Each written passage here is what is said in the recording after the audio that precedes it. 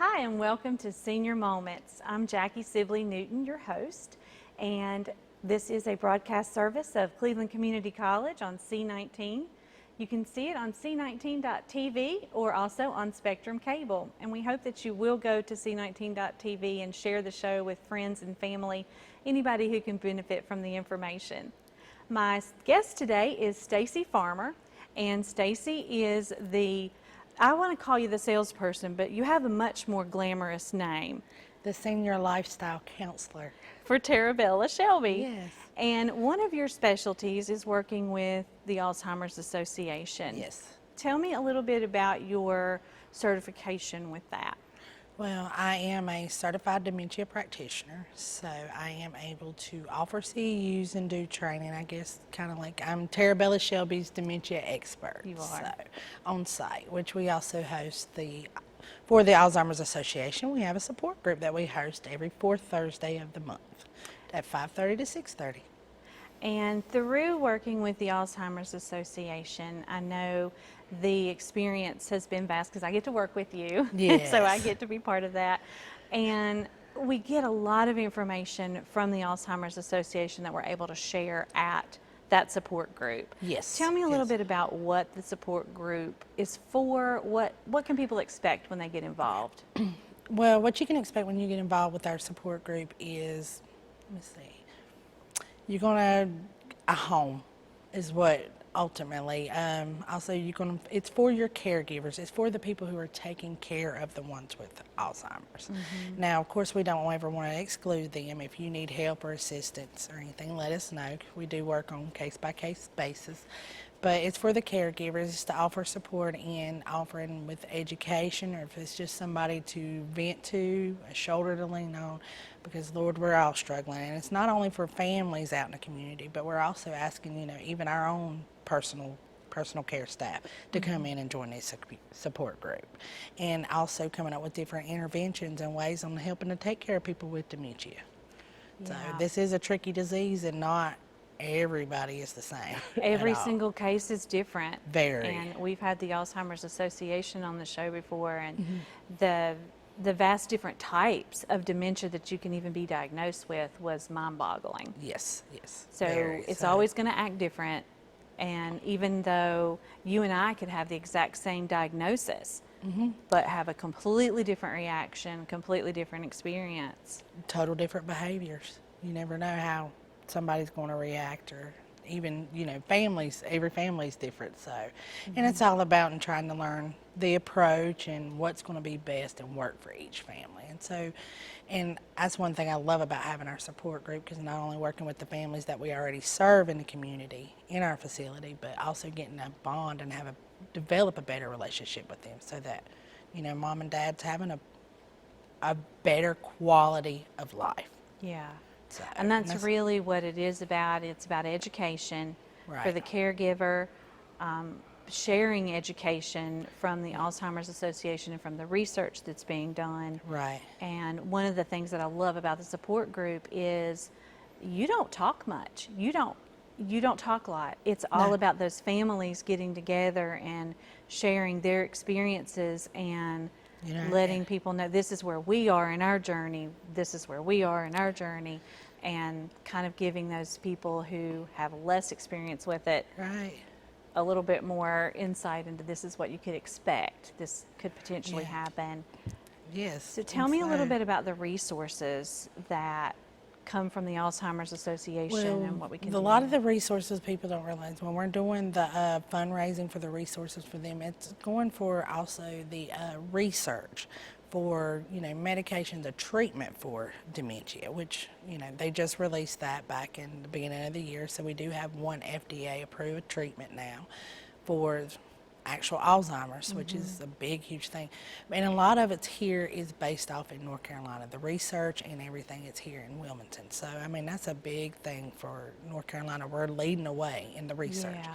Along with the resources there is a 1-800 number that you can always get their support anytime with them. And it also helps to fund those. So, if a family's at home and say it's 3 o'clock in the morning and mom and dad's not laying down, they're adamant about they're going to go and buy a car. Yeah. We're going car shopping at 3 o'clock in the morning. Yeah. You can pick that number up, and that person on the other line, you can talk to a live person, and they're going to be able to help you with that. So also with that, along with, the statistics and things, and so, I mean, that's what a lot of the resources we try to implement into the support group, and that's where I try to let them know, and that's how we'll get our conversation started. I'll give them a little piece, and then it just seems like the conversation starts from there. So, Now, at Terabella, we have assisted living and memory care. yes. And not everybody who has a diagnosis of Alzheimer's or dementia is going to go right into memory care. No. Talk about what those levels look like and when it's time to start thinking about going into a memory care. My first indication is going to be somebody who's going to require, let's go ahead and say, when you come into our building, you're coming to view the assisted living part. The assisted living is going to be just like living at home. You can come and go as you please. That door unlocks and locks just like it would at home. Put your mindset that except for the differences between when you say assisted living and memory care, our memory cares, they're going to be secured. So that means that only our staff have the codes to the door.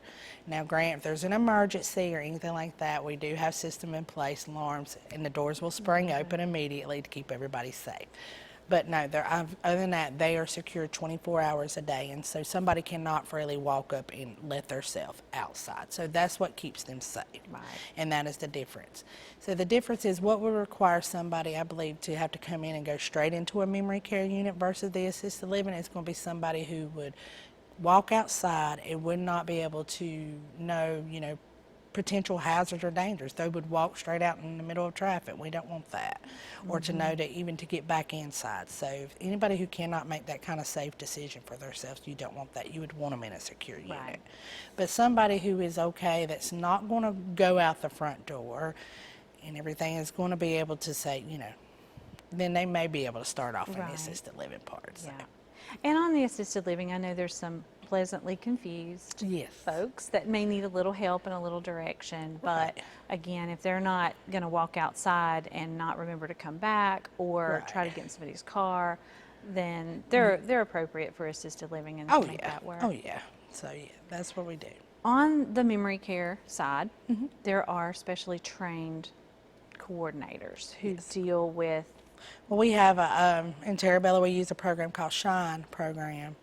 And so our coordinators, they're called SHINE coordinators, in which the program is, and it lines up right with the Alzheimer's Association. It's all centered on person-centered care.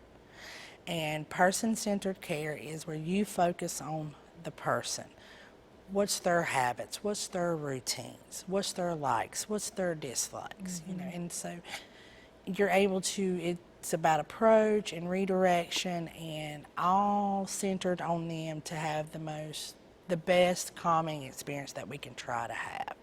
Every day is going to be different. No day's ever going to be the same. Yeah. One day you go in there and you may be on the hunt for a piece of carrot cake. Or cow. Yeah, or the next day helped it may find be a a cow. cow that we Yeah. got to look for. So Yeah.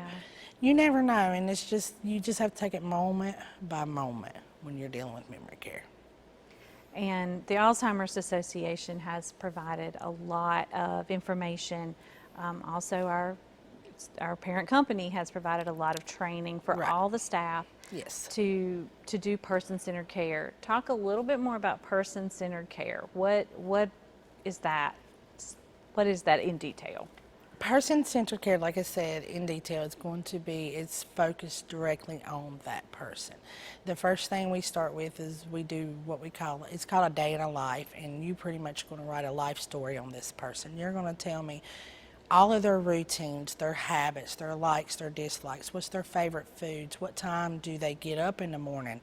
We want to know, do they like their showers in the morning? Do they like their showers in the evening? I'm the type of person, I like to take my shower when I get up in the morning. It wakes me up. Whereas I know some people, they like to take their shower at night before they go to bed because it makes them sleepy. We need to know these things, and that's what person-centered care is about. It's centering on that person where we get that information and we get to know that person. And you try to really know who the person is, besides from the diagnosis, but what their life was like and try to mirror that with them and help them to attain that so it's a better quality of life so that, you know, so if Mr. Floyd or wanted his, like, to wake up in the morning and have his shower and then, you know, go and have his breakfast and a cup of coffee, then by God, then we can do that for him. Yeah, we can make We're that able to implement that and care plan it that way. And so overall, it helps with their behavior. It helps with, you know, just a better quality of life. Because I think sometimes we kind of have to kind of look at that quality over quantity. Yeah. And I think, you know. And making it very personal for them. Yes. Knowing keywords is important. Right. You talked a lot about Meet Me Where I Am.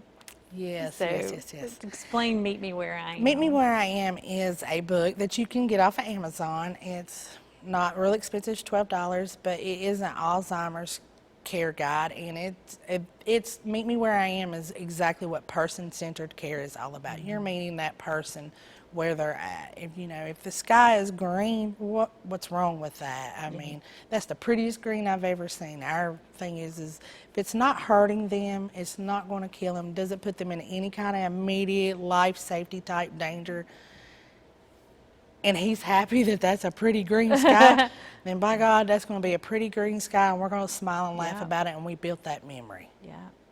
And if it's breakfast and they just got served breakfast but forgot they ate breakfast, but they need another breakfast, then Well, by God, listen, it's okay, breakfast we're time. having breakfast We're again. gonna I do mean, breakfast, and that's it's just the fine. way you just Yeah. meet them where they're at that moment. Let's not argue about it. Let's not have a bad day. Okay. Well, you know, and even if they did just eat, you didn't, and I know some families say, well, Dad's a diabetic, he doesn't eat that. Well, you know, we can always try to keep a sugar-free treat or something around and say, okay, well, here's your breakfast. right. All right, let's just roll with it and try And I to do think the a next lot of step. caregivers really get bogged down in that, trying to bring that person back to their reality and forgetting that. No, we got to enter into their reality sometimes. Yeah. And so, you know, let's just do it. I mean, I helped to give a shower over the weekend, and that resident flat out told me, no, I'm not taking a shower. And I said, well, we need to change your shirt. It's dirty. Okay. Next thing you know, me and him They're come in the out shower. of the bathroom, and he said, I look like a fresh breath of air. I said, you sure do. So sometimes, you know, and that's a lot of the person-centered care, that redirection, that approach, you know, and it just may take that say, okay, he's not going to take a shower, but can we change your shirt because it's dirty? Well, I got the shirt off. You know, at that Might as time well I go had the ahead and water clean it warming up. Feel this water. Don't that feel good? It's nice and warm, you know, and it's all about creating that environment. It was all centered around him at that time, so. Well, we're going to take a quick break. Okay. And then we'll be back to learn more about dementia and the support group here in Shelby.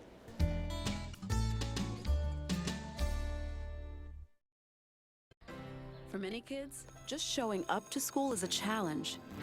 Staying through graduation is even harder. So at Communities and Schools, we do just what our name says. Our staff brings a community of resources to meet each student's needs right in their school, doing whatever it takes to keep kids focused, so they see what we see, a bright future. Join in at communitiesinschools.org. The only prediction I'd make is I'd be pretty willing to bet I won't be doing it in 20 more years. My question is, where's our residual checks? 144 have taken Republican ballots, and Wes and 2 others have taken Libertarian. Pravda, however, PBS, however. Wes. West. Ladies and gentlemen, let's get ready to rumble!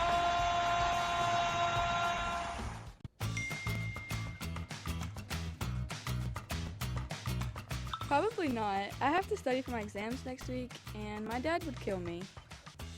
I can't make it. I've got a big game tomorrow night. I want to make sure I'm in good shape. No, I'm good. I don't want to get in trouble. My parents would kill me. Nah, I gotta fill out scholarship applications.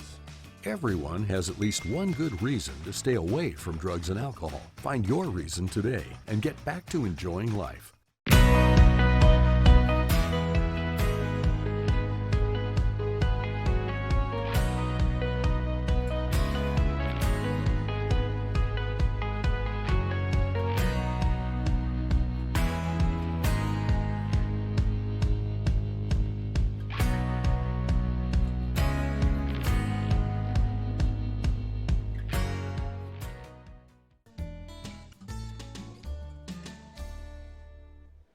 Hi, welcome back to Senior Moments.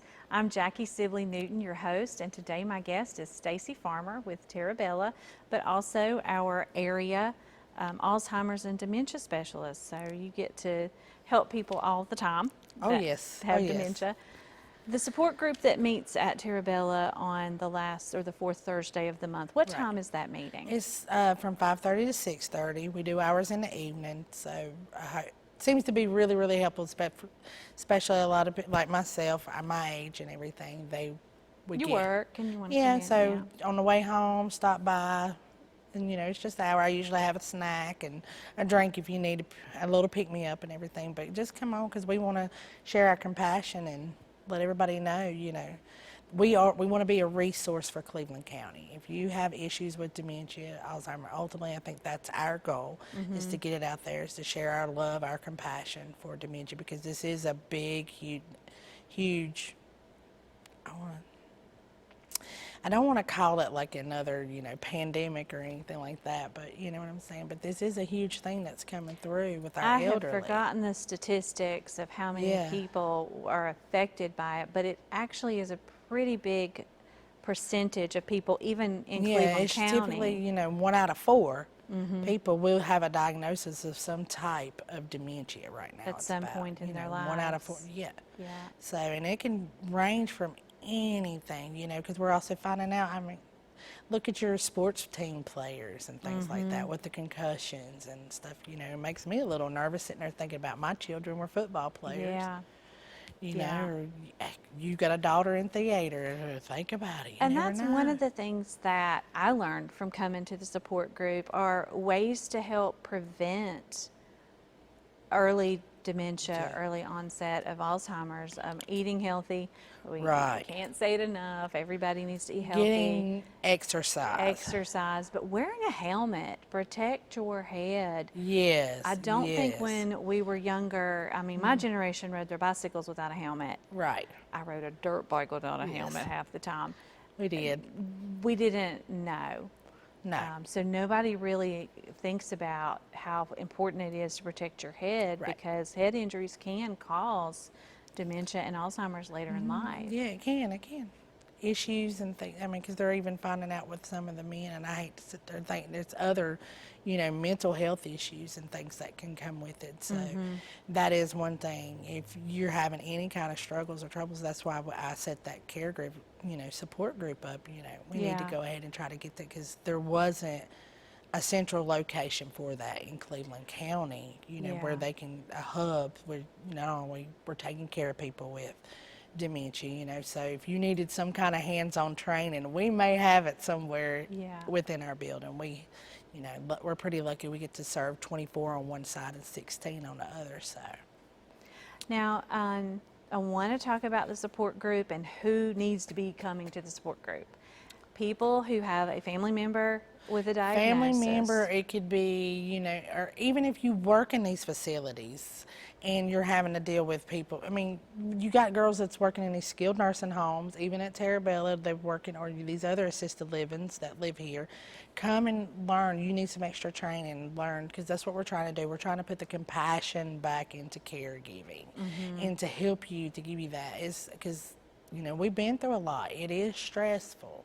It is, but it would be so much easier if we can just kind of take a time, take a breath, take a minute, be patient, and meet them where they're at. And so I'm trying to get that started back in and give them the training and the education and help support. But sons and daughters, families, any and everybody can come to this support group.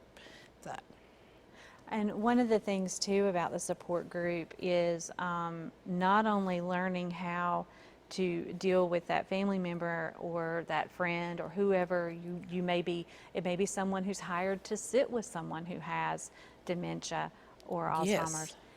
But it's also just that caregivers need a break. Yes. They need to breathe. They need a little time away, because we see it time and time again. The caregiver gets health problems. They get worn down. and they And it's start also to their deteriorate. opportunity to meet other caregivers who's facing the same issues. And it's always good to have a friend or somebody you can turn and talk to. Somebody who's been through it or is going through it as Yeah, well. it's I understand. I was up till 2 o'clock in the morning. Yeah. And then like I said, if you reached out to one of us and come to the support group, then we may be able to help you to try to, because, they're sundowning and help with how to deal with these. And when we say behaviors, I'm not talking about a temper tantrum laying in the floor. We're talking about like sundowning and things. And that's where they tend to sleep all day long, and then they want to stay up all night. And then they may get a little bit crankier. And a lot of people don't realize that that's set up from our whole life, because when we went to school and then we had our working lives, we know that something needs to change between 3 and 5. We had some kind of change, whether it was we were getting out of school or if we were getting off work or having to run home and then take care of children of our own. So that's the reason why they tend to get a little wound up, but that's when we need to, set up a big activity and give them something to do. And Make a things change in the day. Right, That's the you time of know, day when we yeah. change something. We're all going to go sit down for supper, or we're going to change our clothes, whatever it is. Make that change during that time of day, and they'll feel that need. Because Right. our brains are funny.